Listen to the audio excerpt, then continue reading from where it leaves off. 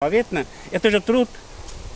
Вот что получилось из-за необдуманного пруда. В своем неурожае Салих Матыгулин винит постоянные паводки у себя в огороде. Крыжовника в этом году вдоволь не отведать. Погубленный картофель вместо сотни мешков не будет и половины. Если 25% будет, все больше, наверное, не будет. Видно, что земля постоянно сырая, не успевает она даже высыхать. Ну, хоть здесь действительно вот только галошах и по колено в грязи. Где породили вот здесь, вот здесь. Оттуда и вода шла. Все беды с наводнением из-за нового пруда. Так считает часть жителей. Водоем обустроили в прошлом году на деньги самообложения. Вложили больше 1 миллиона рублей. Вот только, по словам жителей, проект до конца не продумали. По мнению сельчан, проблема не в водоеме, а вот в этой вот трубе. Жители уверены, что ее нужно опустить как минимум еще на 1,5 метра. Тогда и вода будет уходить, и огороды останутся целыми. Протокол.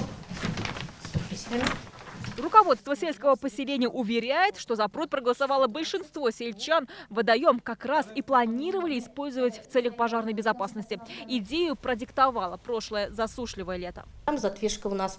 Если еще чуть поднимается вода, мы открываем задвижку.